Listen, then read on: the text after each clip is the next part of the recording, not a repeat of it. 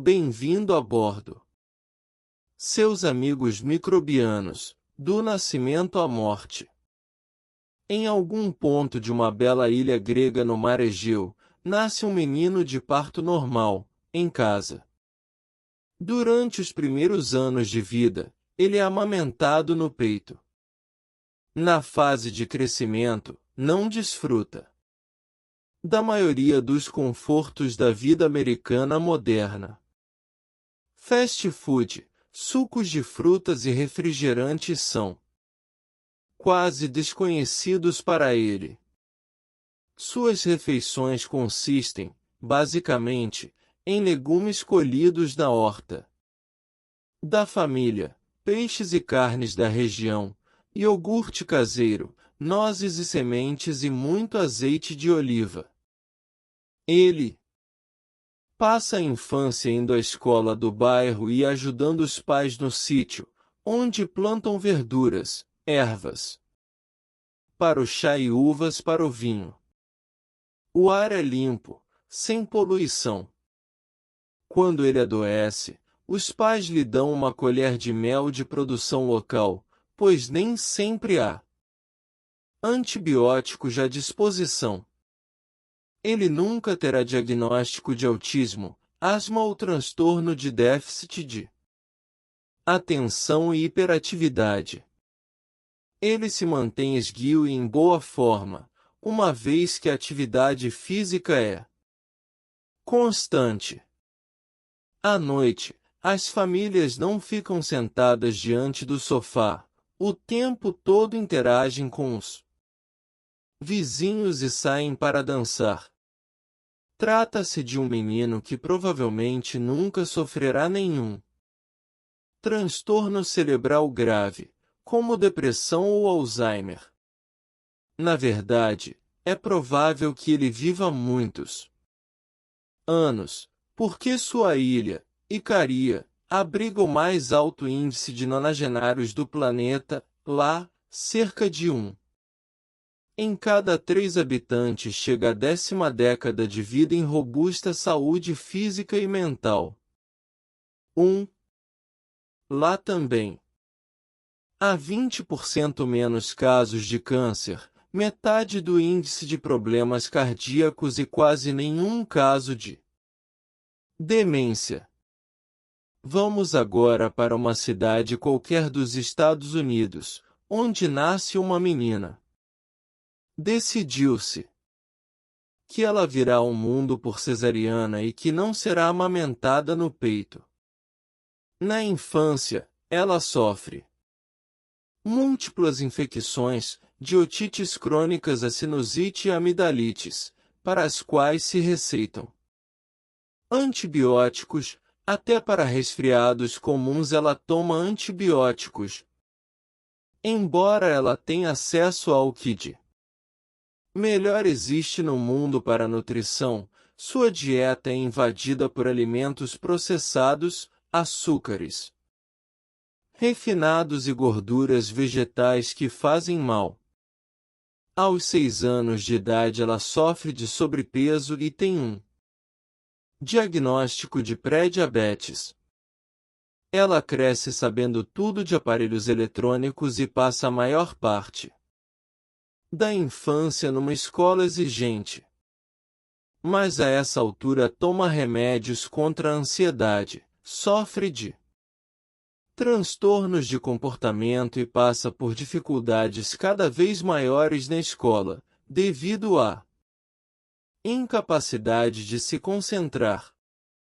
Na idade adulta, terá alto risco de sofrer de graves condições relacionadas ao cérebro, entre as quais transtornos de humor, ansiedade, enxaquecas e problemas autoimunes, como a esclerose múltipla.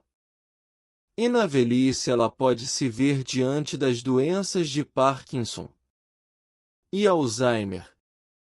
Nos Estados Unidos, as maiores causas de óbito estão relacionadas a doenças crônicas, como a demência, raramente observadas na ilha grega anteriormente citada. O que está acontecendo? Nos últimos anos, novos estudos nos proporcionaram uma compreensão muito mais aprofundada da relação entre aquilo a que somos expostos desde os primeiros anos de vida e nossa saúde em longo prazo. Os cientistas vêm destrinchando os elos entre o estado do microbioma humano e o destino de nossa saúde. A resposta a essa pergunta mora na diferença entre a vivência precoce dessas duas crianças e uma parte dessa experiência, falando em termos genéricos. Tem tudo a ver com o desenvolvimento de seus microbiomas pessoais, as comunidades microbianas, que habitam nossos corpos desde o nascimento e que desempenham um papel decisivo na saúde e no funcionamento do cérebro ao longo da vida. É claro que, nesse cenário hipotético, tomei algumas liberdades. Existe uma constelação de fatores que atua na longevidade de qualquer pessoa específica e no risco de desenvolver determinadas doenças ao longo da vida. Mas vamos nos concentrar, por um instante, apenas no fato de que a vivência precoce daquela menina a colocou numa rota inteiramente diferente da do menino, em termos de saúde do cérebro. E essa ilha grega existe, sim. Icaria fica a cerca de 50 quilômetros do litoral turco. Também é conhecida como Zona Azul, um local onde é mensurável a maior longevidade das pessoas, assim como uma existência mais sadia que a da maioria de nós, no Ocidente desenvolvido. Em geral, elas bebem vinho e café diariamente, mantêm-se ativas muito além dos 80 anos e até o fim da vida conservam a mente afiada. Um importante estudo concluiu que os homens de Icaria têm uma probabilidade quase 4 vezes maior de chegar aos 90 anos que os americanos, e frequentemente o fazem com mais saúde. 2. Esse estudo também mostrou que eles vivem até uma década a mais antes de desenvolver cânceres e doenças cardiovasculares, e nem de longe têm os mesmos níveis de depressão. Os índices de demência naqueles com mais de 85 anos são uma fração diminuta dos índices no mesmo grupo de idade nos Estados Unidos. Não tenho dúvida de que, quando a ciência chegar a uma conclusão em relação a esses lugares inteiramente diferentes e formos capazes de atacar as causas profundas dos problemas de saúde nos Estados Unidos, o microbioma humano terá um papel central. Vou provar que, para o nosso bem isso é tão importante quanto a água e o ar. O que os bichinhos do seu intestino têm a ver com o cérebro e as doenças relacionadas a ele? Mais do que você poderia imaginar. Quem está no comando? Seus bichinhos. Talvez não exista termo mais apropriado para os micro-organismos que moram no seu intestino e auxiliam sua digestão que super-heróis.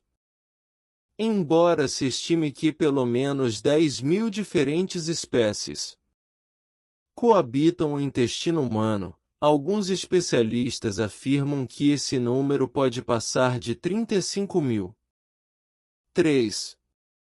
Tecnologias recentes são agora capazes de ajudar os cientistas a identificar todas essas espécies.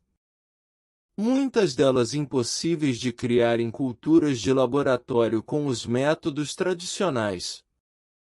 Para os fins desta discussão, vamos nos concentrar especificamente nas bactérias. Elas compõem a Maior parte dos micróbios de seu intestino, ao lado de fungos, vírus, protozoários e parasitas eucarióticos que também desempenham papéis importantes na saúde.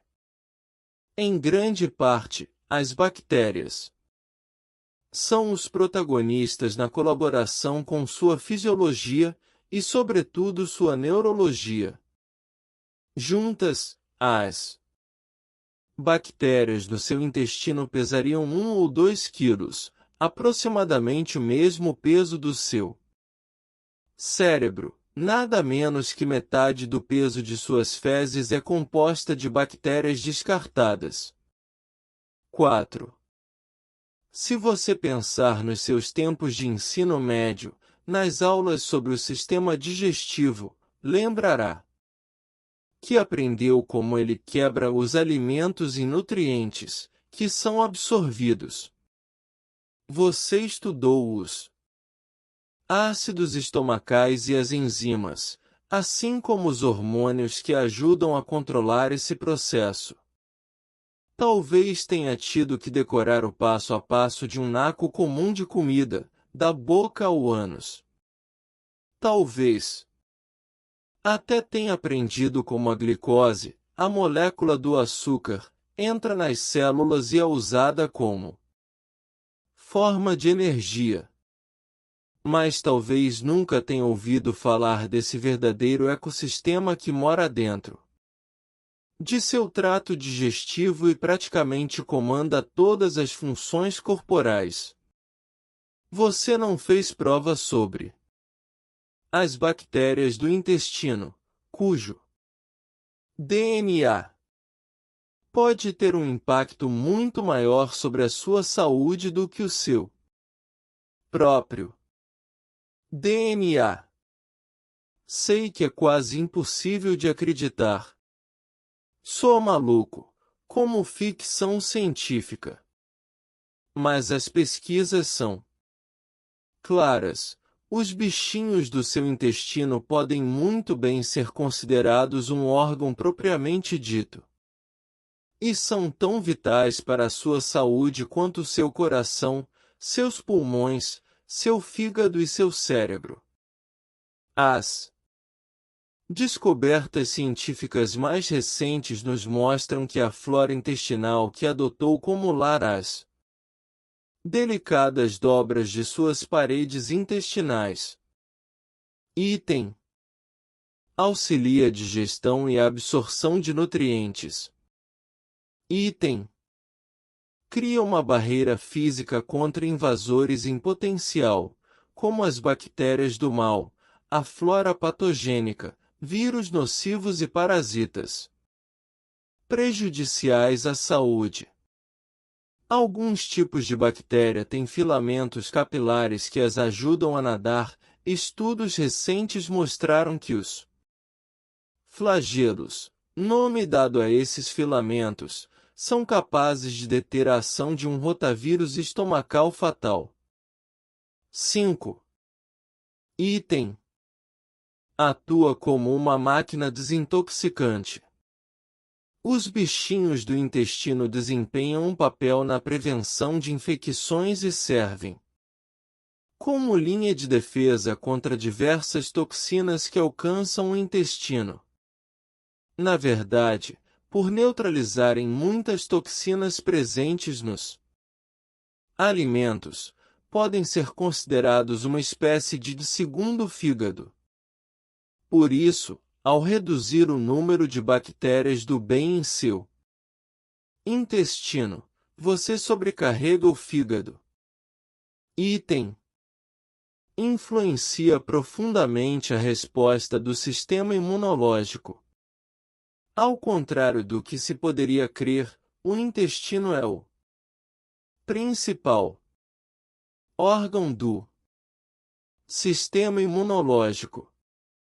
Além disso, as bactérias são capazes de educar e apoiar o sistema imunológico, ao controlar determinadas células imunológicas e prevenir problemas autoimunes, aquela situação em que o corpo ataca os próprios tecidos. Item. Produz e libera importantes enzimas e substâncias que colaboram com a sua biologia, assim como substâncias químicas para o cérebro, inclusive vitaminas e neurotransmissores. Item. Ajuda a lidar com o estresse, através dos efeitos da flora sobre o sistema endócrino, hormonal. Item. Ajuda a ter uma boa noite de sono. Item. Ajuda no controle dos processos inflamatórios no organismo. Estes, por sua vez, influenciam o risco de praticamente todas as formas crônicas de doenças.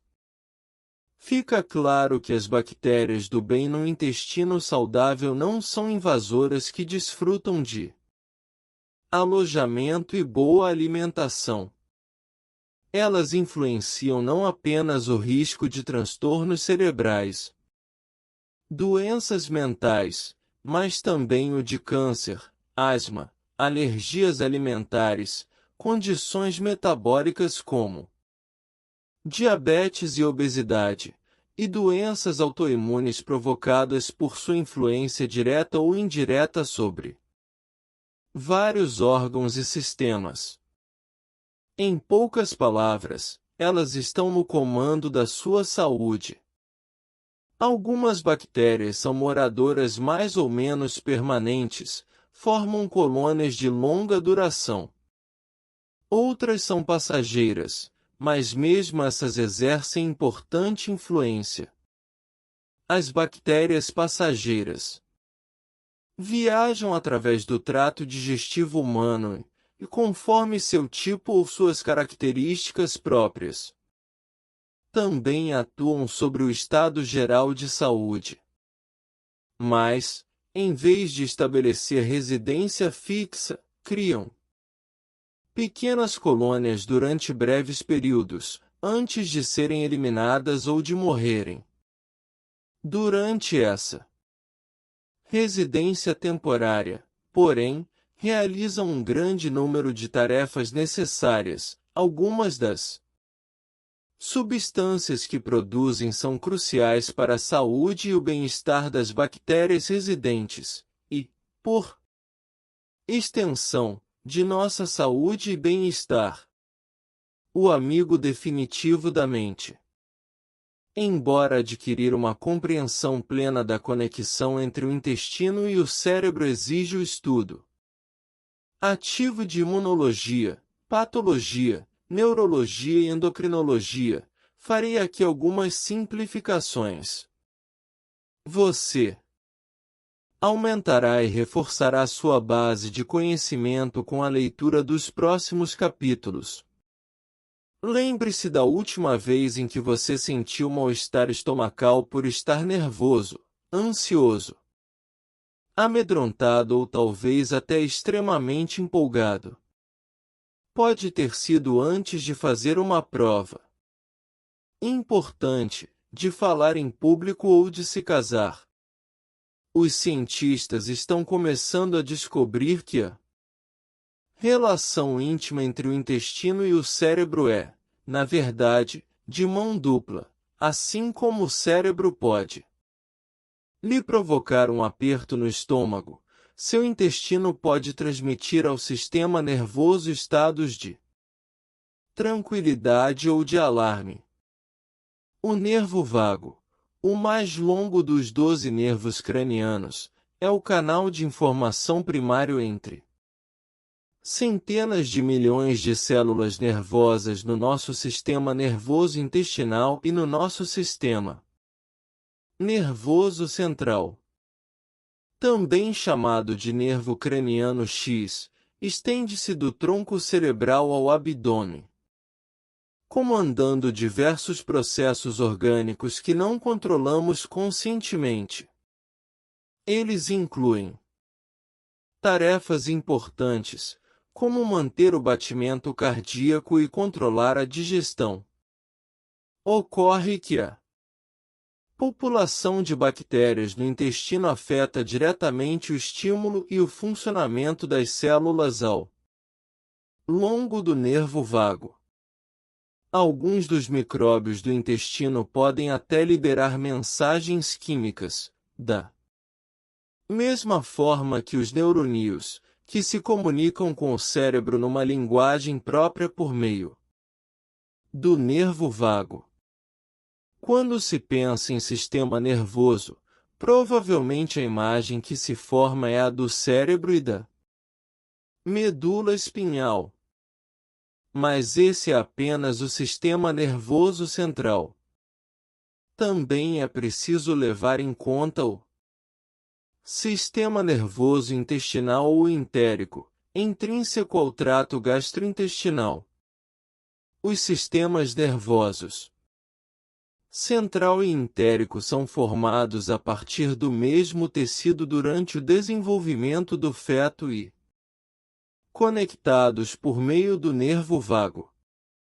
Vago vem de vaguear, nome apropriado para esse nervo que vagueia pelo sistema digestivo. A palavra vagabundo tem a mesma raiz.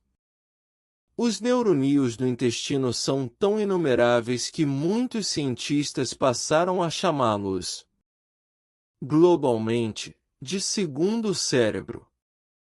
Não apenas esse segundo cérebro controla os músculos, as células imunológicas e os hormônios, mas também é responsável pela fabricação de algo verdadeiramente importante. Antidepressivos populares como o Paxil, o Zoloft e o Lexapro aumentam a disponibilidade da serotonina, substância química do bem-estar, no cérebro. Você ficaria surpreso ao saber que cerca de 80% a 90% de toda a serotonina em seu corpo é fabricada pelas células nervosas do intestino. 6. Na verdade, o cérebro intestinal fabrica mais serotonina, a grande molécula da felicidade, que o cérebro da sua cabeça. Muitos neurologistas e psiquiatras estão se dando conta de que pode ser essa uma das razões por que os antidepressivos são, muitas vezes, menos eficazes que mudanças na dieta. O fato é que pesquisas recentes têm mostrado que nosso segundo cérebro talvez nem seja tão segundo assim. 7. Ele pode atuar de forma independente do cérebro principal e controlar muitas funções sem ordens ou ajuda do cérebro. Explicarei mais, ao longo do livro, sobre a interação biológica entre o intestino e o cérebro. Você descobrirá nos próximos capítulos muitas funções biológicas que envolvem o microbioma como um todo. Enquanto muitas podem parecer completamente diferentes de outras, por exemplo, o que fazem suas células imunológicas e a quantidade de insulina produzida pelo seu pâncreas, você logo chegará à conclusão de que elas têm um denominador comum: os habitantes do intestino. Sob formas variadas, são eles os controladores e ditadores do seu corpo. Eles compõem o quartel-general do seu corpo. São heróis ignorados e parceiros de sua saúde. E os orquestradores de sua fisiologia, de maneiras que você talvez nunca tenha imaginado. Ao ligar os pontos do intestino até o cérebro, convém levar em conta a resposta geral do corpo ao estresse, tanto físico, por exemplo, fugir de um invasor armado dentro da sua casa, quanto mental. Por exemplo, evitar uma discussão com o chefe. Infelizmente, O corpo não é esperto o suficiente para distinguir entre as duas situações, razão pela qual seu coração pode bater com a mesma velocidade tanto quando você se prepara para fugir de um ladrão quanto ao entrar na sala do chefe. Os dois cenários são sentidos pelo corpo sob a forma de estresse, embora apenas um, fugir do invasor, seja uma ameaça real à sobrevivência. Portanto, nos dois casos, seu corpo será inundado de adrenalina e esteroides produzidos pelo corpo, e seu sistema imunológico liberará mensageiros químicos, chamados citocinas inflamatórias, que deixam em alerta máximo esse sistema. Isso funciona bem em situações eventuais de pressão, mas o que ocorre quando o corpo é constantemente submetido ao estresse, ou acha que está sendo? É raro que alguém se veja constantemente fugindo de assaltantes, mas o estresse físico também inclui encontros com toxinas e patógenos potencialmente fatais. Só nas nossas decisões alimentares já podemos nos deparar diariamente com eles.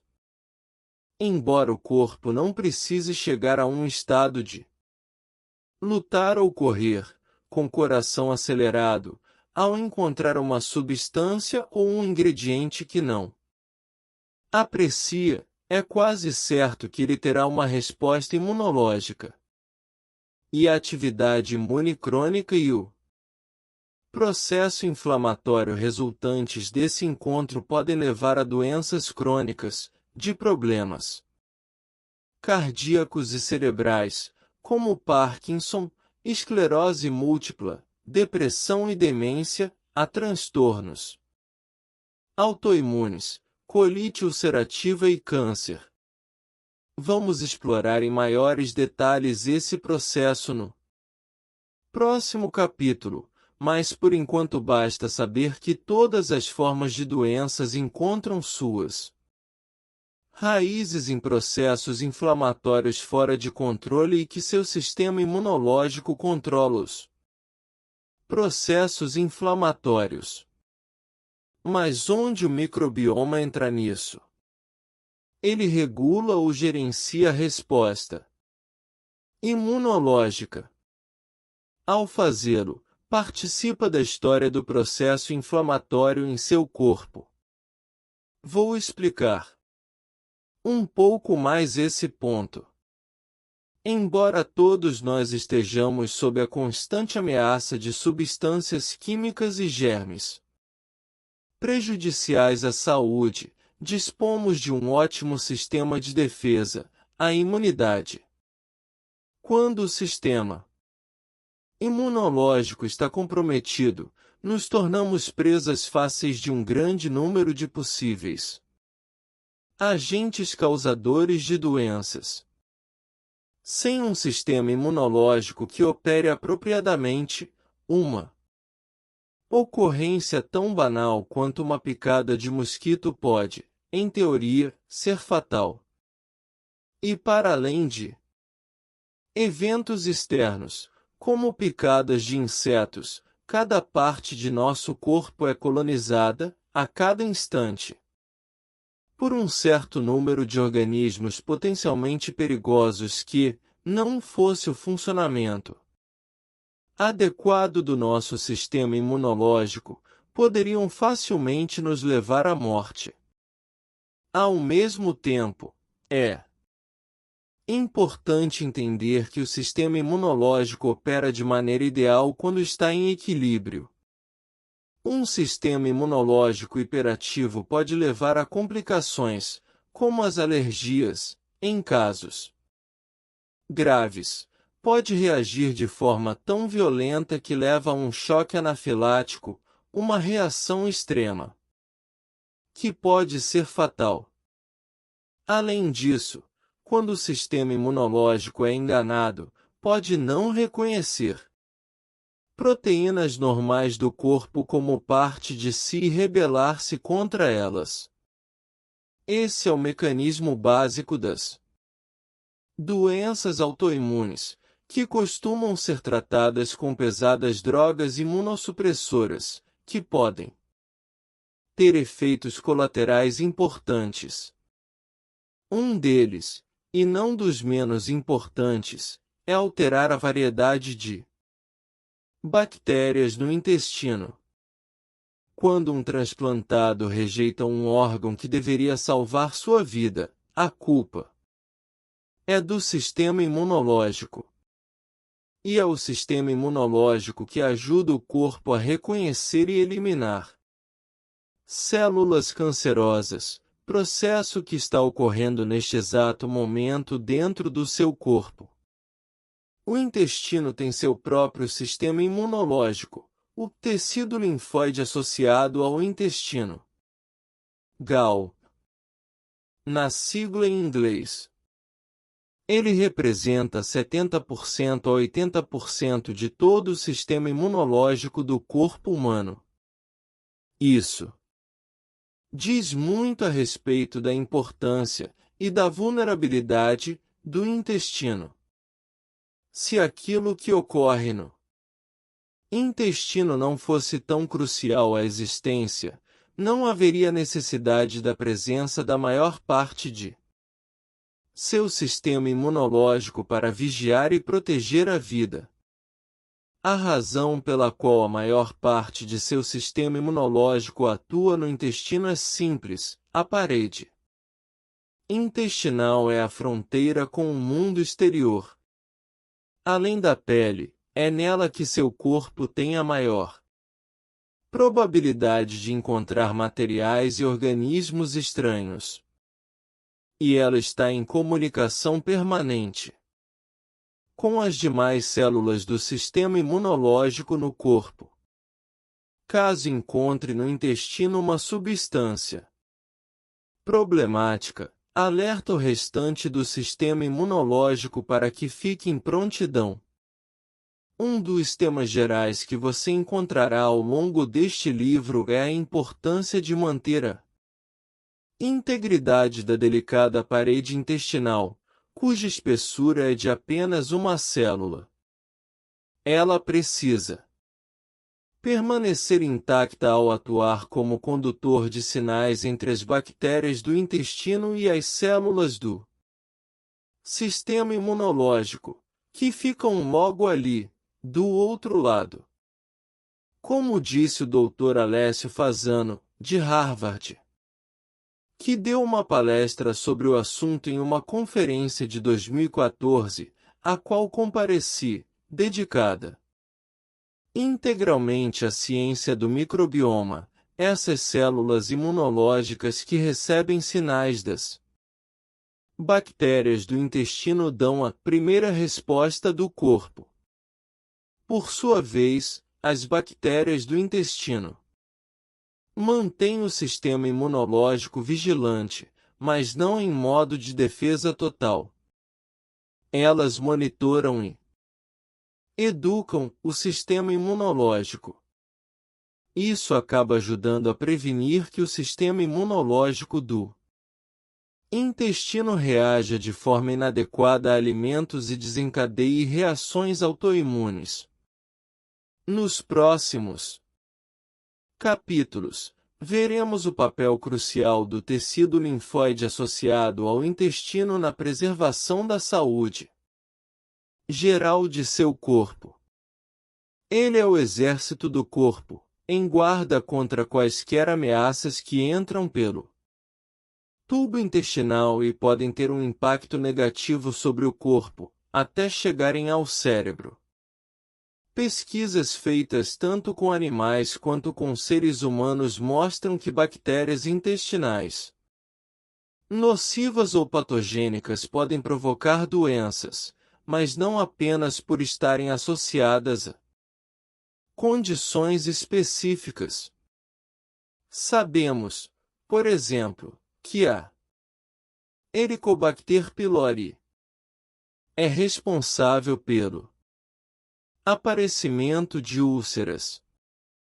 Mas ocorre que as bactérias patogênicas também interagem com o sistema imunológico no intestino, provocando a liberação de moléculas inflamatórias e hormônios do estresse, o que basicamente liga o interruptor do sistema de resposta ao estresse em nosso corpo, fazendo crer que há um leão querendo nos fazer de presa. Novas descobertas científicas também têm revelado que as bactérias do mal podem alterar nossa percepção da dor. Na verdade, pessoas com um microbioma doente podem ter uma sensibilidade maior à dor. 8. As bactérias do bem fazem o contrário. Elas buscam minimizar o número de vilãs e seus efeitos, ao mesmo tempo que interagem de forma positiva tanto com o sistema imunológico quanto com o endócrino. Isto é, as bactérias do bem podem desligar a resposta crônica do sistema imunológico. Também podem controlar o cortisol e a adrenalina, dois hormônios associados ao estresse que podem baratinar o corpo quando em fluxo constante. Cada grande grupo de bactérias intestinais é composto por muitas cepas diferentes, e os efeitos de cada cepa podem variar. Os dois filos de organismos mais comuns no intestino, que representam mais de 90% da população bacteriana no cólon, são as Firmicutes e as Bacteroidetes. As Firmicutes são conhecidas como as bactérias que adoram gordura, pois foi demonstrado que as bactérias dessa família dispõem de um número maior de enzimas que digerem carboidratos complexos. Isso as torna muito mais eficientes na obtenção de energia, isto é, calorias, a partir dos alimentos. Também foi descoberto recentemente que elas são decisivas no aumento da absorção de gordura. 9. Pesquisadores concluíram que os obesos têm níveis elevados de firmicutes na flora intestinal se comparados aos magros, majoritariamente dominados pelas bacteroidetes. 10. Na verdade, a proporção relativa desses dois grupos, a relação firmicutes-bacteroidetes, ou FB, é crucial para medir a saúde e o risco de contrair doenças. Além disso, descobriu-se recentemente que, na verdade, níveis elevados de firmicutes acionam os genes que aumentam o risco de obesidade, diabetes e mesmo de doenças cardiovasculares. 11. Pense nisto, alterações na proporção dessas bactérias podem mudar a expressão efetiva do seu DNA. As duas cepas de bactérias mais estudadas atualmente são a Bifidobacterium e a Lactobacillus. Não se preocupe em decorar esses nomes compridos. Ao longo deste livro, você vai se deparar com muitos tipos de bactéria com nomes complicados em latim, mas prometo que até o final será capaz de distinguir entre muitas cepas diferentes. Embora eu não possa afirmar com certeza absoluta quais são as melhores cepas e a proporção ideal entre elas para a sua saúde, o raciocínio geral é que o principal está na variedade. Também devo mencionar que a fronteira entre bactérias do bem e do mal não é tão evidente quanto se poderia supor. Uma vez mais, a diversidade geral e a proporção entre as cepas são fatores importantes. Na proporção errada, certas cepas que teriam efeitos positivos sobre a saúde podem se transformar em vilãs. A famosa bactéria Escherichia coli, por exemplo, produz vitamina K, mas pode causar doenças graves.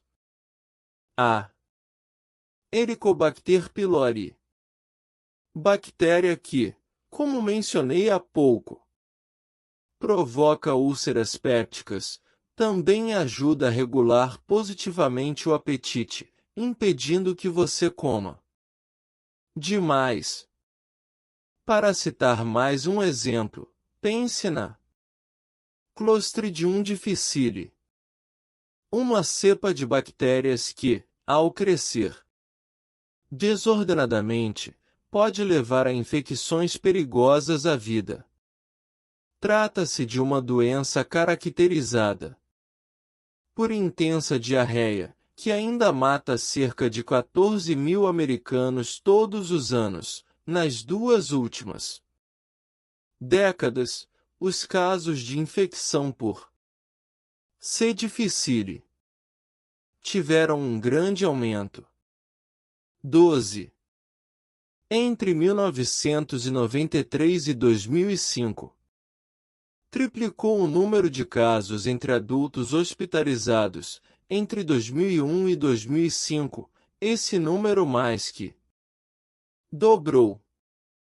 13. Os índices de mortalidade também dispararam, em grande parte devido ao surgimento de uma cepa mutante, altamente virulenta. Normalmente, todos nós, quando bebês, possuímos numerosas colônias de bactérias C. difficile, sem que isso nos cause qualquer problema. Elas se encontram no intestino de pelo menos 63% dos recém-nascidos e ainda subsistem em 1/3 dos bebês. Mais uma alteração no ambiente intestinal.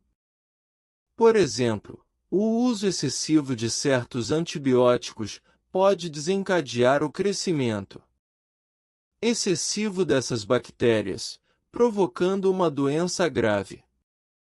A boa notícia é que hoje dispomos de maneiras eficazes de tratar esse tipo de infecção, por meio do uso de outras cepas de bactérias para recuperar o equilíbrio.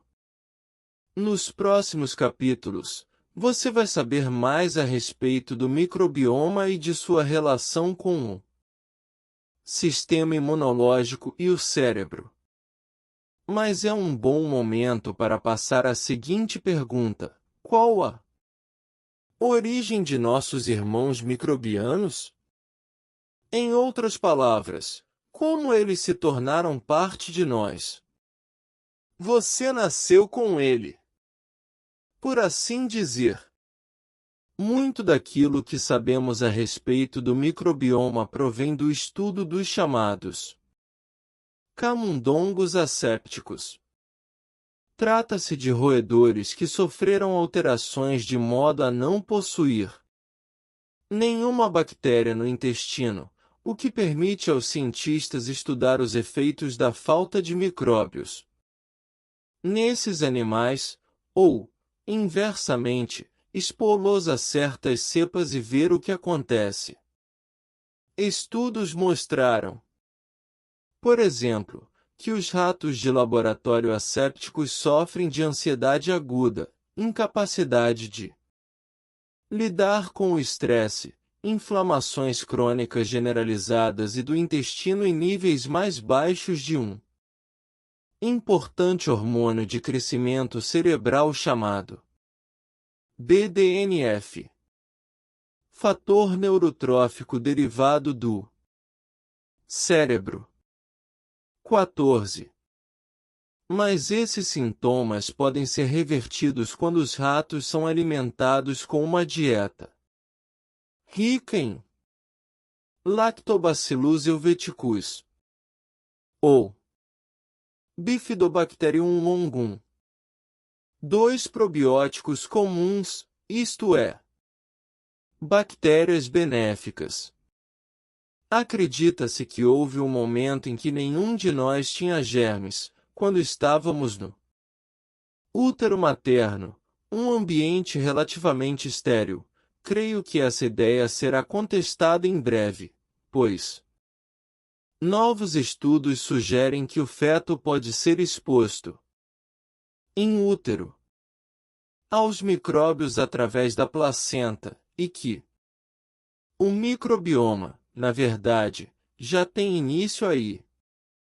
15. Fique atento a estudos mais conclusivos a esse respeito.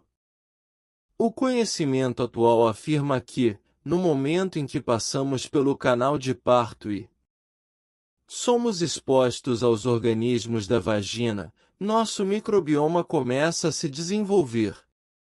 E embora muitos nem gostem de pensar nisso, até mesmo o material fecal na área perianal da parturiente ajuda a inocular o recém-nascido com micro-organismos benéficos à saúde. Em relação ao desenvolvimento precoce de um sistema imunológico saudável, um fator significativo na definição de um nível pessoal para os processos inflamatórios talvez seja o método usado no parto de cada um. É um dos eventos de maior influência na definição do destino funcional do microbioma. Entendo como nível pessoal o nível básico, ou médio, que desencadeia um processo inflamatório no corpo. Pense nesse nível pessoal como um termostato embutido no corpo e programado para uma determinada temperatura. Quando esse nível pessoal é alto, como um termostato regulado para 25 graus, seu nível básico para processos inflamatórios é mais alto do que numa pessoa cujo nível pessoal seja inferior. Embora possa haver variações, em geral um nível pessoal mais elevado representa um grau mais elevado de temperatura, processo inflamatório. E, como acabei de afirmar, o método usado no seu parto afeta o desenvolvimento inicial de seu microbioma, que, por sua vez, influencia seu nível pessoal inato para processos inflamatórios. É possível mudar esse nível pessoal? Sim, definitivamente. Da mesma forma que você pode mudar o nível pessoal de seu peso corporal e de seu índice de massa corporal, IMC, por meio de dieta e exercícios, é possível alterar o nível pessoal para processos inflamatórios por meio de intervenções básicas no estilo de vida. Mas, antes de entrar nisso, é importante que você entenda o poder das vivências precoces e como o método de parto molda os riscos à saúde na vida de uma pessoa. Vários estudos de prestígio compararam as diferenças entre crianças nascidas por meio de cesarianas e aquelas que tiveram parto vaginal. 16. Além de comparar as características dominantes entre os microbiomas desses dois grupos, os estudos avaliaram as consequências relacionadas à saúde, chegando a diversas conclusões alarmantes. Mostrou-se uma correlação clara entre as bactérias que colonizam o intestino de um bebê e aquelas encontradas no canal vaginal materno. Um estudo particularmente interessante, realizado em 2010 por uma equipe de cientistas, mostrou que, ao Usar sequenciamento genético para traçar o perfil de tipos bacterianos em mães e seus recém-nascidos. Os bebês com parto natural ganhavam colônias bacterianas semelhantes ao microbioma vaginal materno, dominado por Lactobacillus benéficos, enquanto os bebês nascidos de cesariana ganhavam colônias similares àquelas encontradas na superfície da pele, dominadas por uma abundância de Staphylococcus, potencialmente nocivos. 17. Em 2013, o Canadian Medical Association Journal publicou um estudo que colocava esses fatos em termos crus, mostrando como o rompimento da flora microbiana natural do intestino do bebê está ligado a diversos problemas imunológicos inflamatórios, como alergias, asma e até câncer. 18. Os pesquisadores ressaltaram o impacto do tipo de parto do bebê e se ele ou ela foi amamentado no peito ou com leite em pó. Corretamente, fizeram referência à flora microbiana intestinal como um superórgão com diversos papéis na saúde e na doença. Em um comentário sobre o estudo, o Dr. Rob Knight, do renomado Knight Lab, da Universidade do Colorado, em Boulder, afirmou: crianças que nascem de cesariana ou não são amamentadas no peito têm um risco elevado de sofrer de diversas condições na vida adulta. Os dois fatores alteram a flora microbiana intestinal de um bebê saudável, o que pode ser o mecanismo desse risco mais elevado. 19. O que torna o Lactobacillus tão superior é o fato de ele criar um ambiente ligeiramente acidificado, que reduz o crescimento de bactérias potencialmente nocivas. As bactérias Lactobacillus conseguem utilizar o açúcar contido no leite, a lactose, como combustível. Isso permite que os bebês utilizem a lactose do leite materno.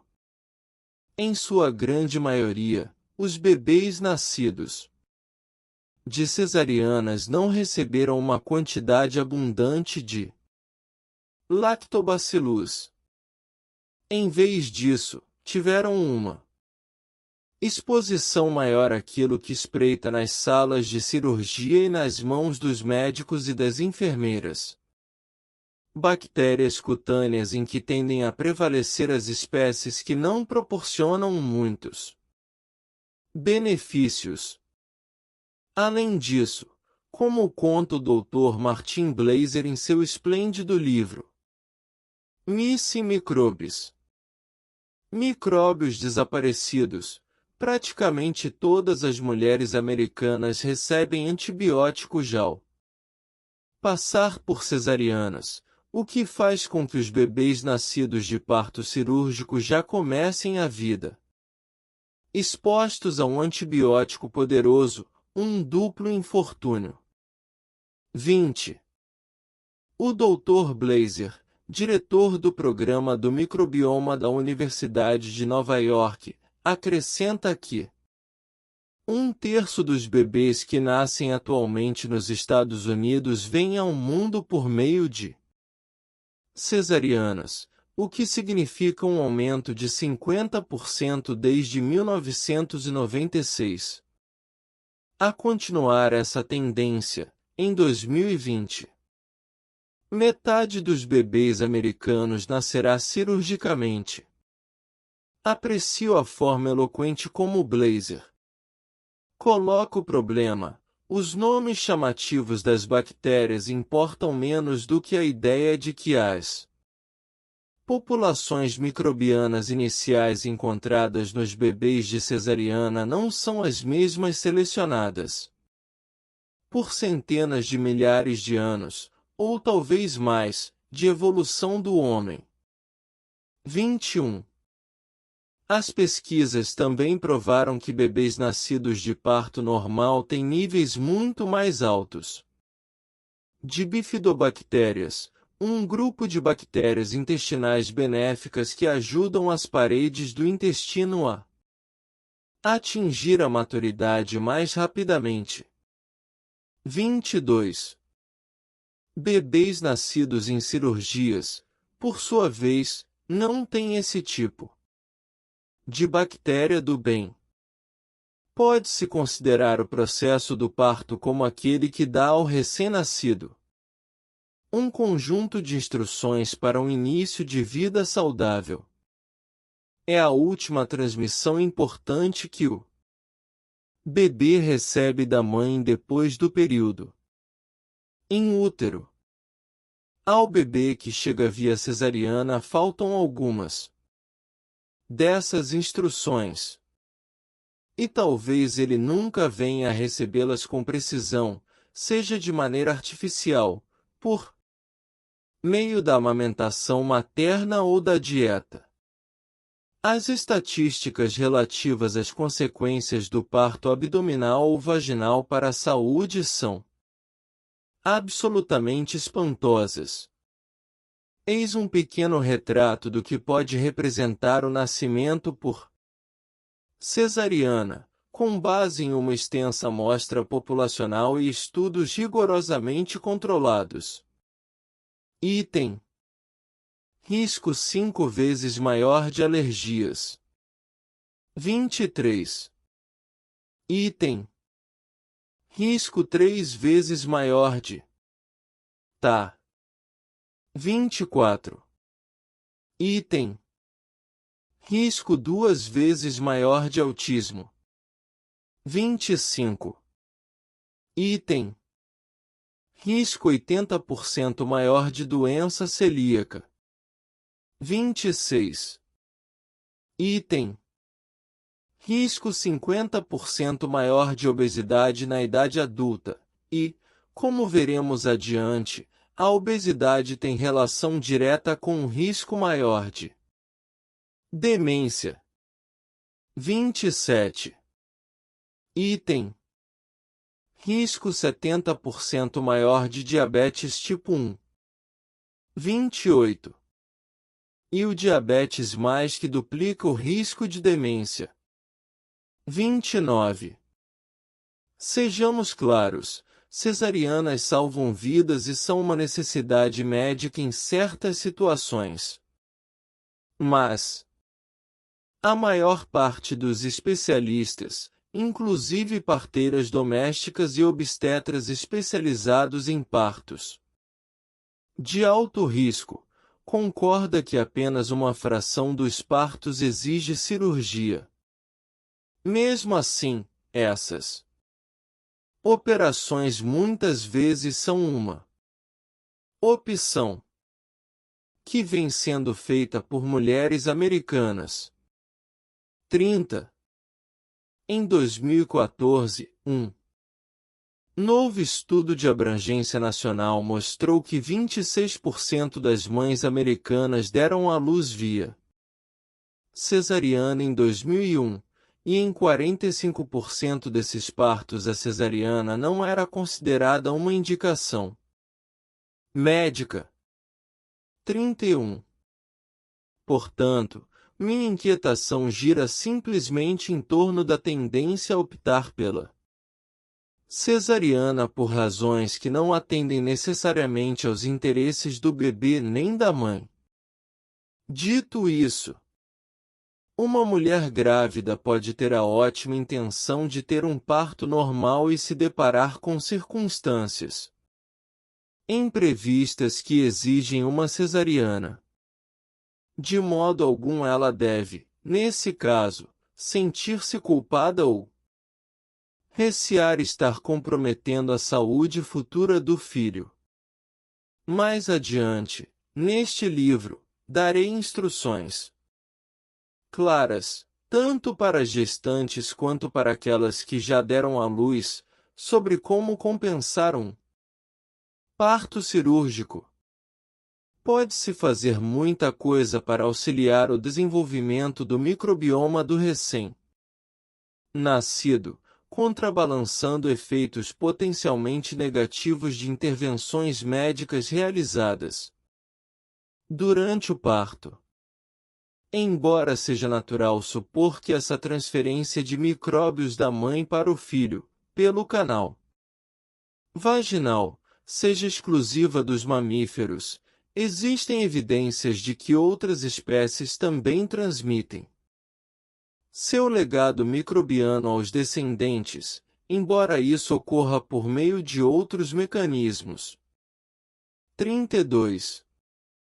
Entre essas espécies estão as esponjas marinhas, que surgiram 600 milhões de anos atrás como os primeiros animais multicelulares, mariscos, pulgões, baratas, moscas brancas, percevejos do mato, galinhas e tartarugas. A ideia é que a transmissão de micróbios de uma geração a outra é um processo fundamental para a vida. As três forças que atuam contra os bichinhos na sua barriga. Não há como mudar a forma como você nasceu, foi amamentado e que tipo de microbioma desenvolveu-se dentro e em cima de você quando bebê. Mas a boa notícia é que você ainda tem como mudar, curar e nutrir seu microbioma por meio daquilo que come, a que se expõe no ambiente do seu estilo de vida. A esta altura, é provável que você já tenha uma ideia do que pode prejudicar a saúde dos bichinhos do bem no seu intestino. Vou detalhar mais adiante todas as causas e gatilhos de um microbioma adoentado. Mas, para começar, vamos percorrer brevemente as três forças mais poderosas em ação. Item. Força número 1. A exposição a substâncias que matam ou afetam de forma adversa a composição das colônias bacterianas.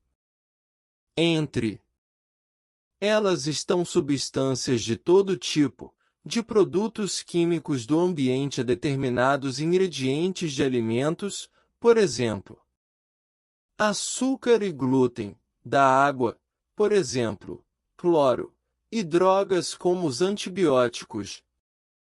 Item. Força número 2. A falta de nutrientes que auxiliam os diversos grupos de bactérias sadias, favorecendo a proliferação de bactérias ruins. Vou apresentar uma lista de alimentos e suplementos que asseguram a boa saúde do microbioma e, por extensão, do cérebro. Item. Força número 3. O estresse. Pode parecer um lugar comum dizer que o estresse é nocivo à saúde, mas vou explicar por que isso é ainda pior do que se imaginava antes. É claro que é impossível evitar todos esses fatores o tempo todo. Haverá, por exemplo, situações em que os antibióticos são necessários e salvam vidas. Mais adiante, darei algumas instruções sobre como lidar com situações do gênero, de modo a conservar a saúde do seu intestino ou do seu filho. Como no caso de uma receita médica de antibióticos contra uma infecção durante a gravidez, o máximo possível.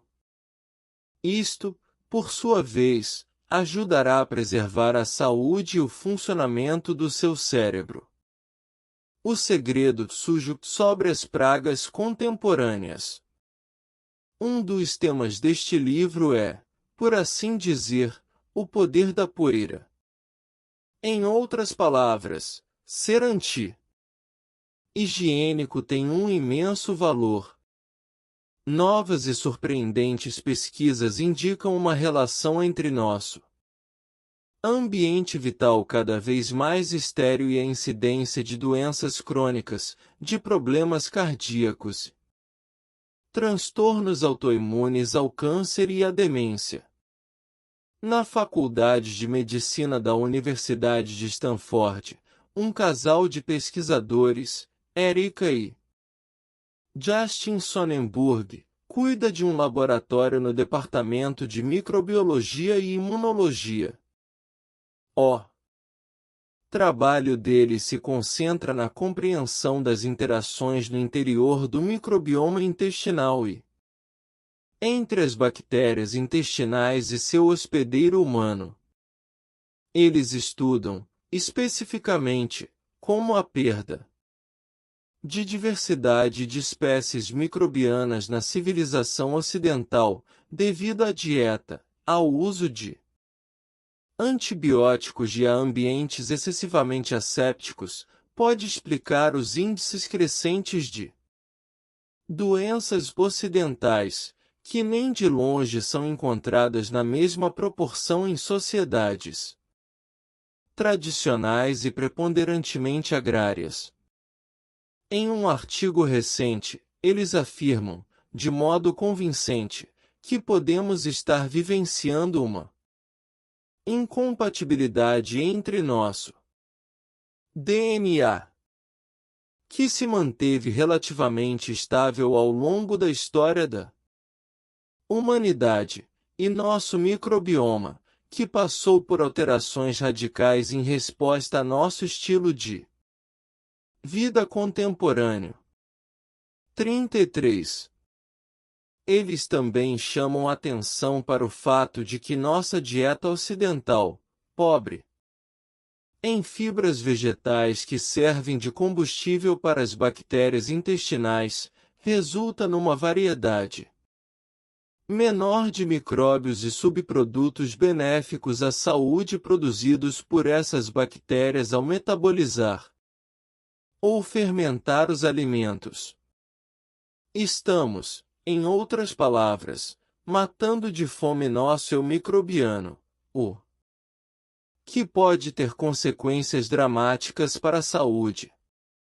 A propósito, os subprodutos que nossas bactérias intestinais liberam ajudam a controlar tanto os processos inflamatórios quanto a resposta de nosso sistema imunológico, dois fatores-chave em diversos tipos de doenças crônicas. Segundo os Sonnenburg, é possível que a microbiota ocidental seja, na verdade, desbiótica e predisponha os indivíduos a uma variedade de doenças. 34. A dieta ocidental cria um microbioma ocidental. Ao comparar o microbioma de crianças africanas com o de crianças europeias, pode-se notar uma grande diferença. Há uma falta significativa de diversidade no microbioma ocidental, que tem mais bactérias do grupo Firmicutes que do grupo Bacteroidetes, os dois tipos que imperam na ecologia intestinal. As Firmicutes são reconhecidamente eficientes para ajudar o corpo a extrair mais calorias dos alimentos, auxiliando a ingestão de gorduras, daí estarem associadas ao ganho de peso quando são dominantes no intestino. As bacteroidetes, por sua vez, não têm a mesma capacidade. Por isso, um padrão com níveis elevados de Firmicutes, níveis reduzidos de bacteroidetes está associado a um risco maior de obesidade. 35. É o que se observa em regiões urbanas, enquanto o oposto é mais comum nas populações de áreas rurais. Outra maneira de enxergar a conexão entre o estilo de vida limpo, pobre em fibras, do Ocidente e A incidência de doenças crônicas é levar em conta o fator riqueza. Nações mais ricas e mais limpas teriam índices mais altos, por exemplo, de Alzheimer. Isso foi demonstrado por um excelente estudo realizado na Universidade de Cambridge e publicado em 2013. 36. Adra, Molly Fox e sua equipe pesquisaram 192 países à procura de duas coisas. Primeiro, avaliaram os índices de infestação por parasitas e a diversidade da flora intestinal em pessoas de cada país. Depois, conferiram o índice de Alzheimer. O que encontraram é algo verdadeiramente notável. Nos países com menos saneamento, a prevalência de Alzheimer era muitíssimo menor. Mas em países com um grau elevado de saneamento e, portanto, níveis mais reduzidos de parasitas, assim como uma diversidade menor de organismos no intestino, a prevalência de Alzheimer disparou. Em países onde mais de 75% da população reside em áreas urbanas, como o Reino Unido e a Austrália, os índices de Alzheimer eram 10% maiores que nos países onde menos de 10% da população vive em áreas urbanas, como Nepal e Bangladesh. Os autores concluem: com base em nossa análise, nota-se que a higiene tem uma associação positiva com o risco de doença de Alzheimer. Variações na higiene podem, em parte, explicar os padrões globais nas taxas de Alzheimer. A exposição a micro-organismos pode estar inversamente relacionada ao risco de doença de Alzheimer.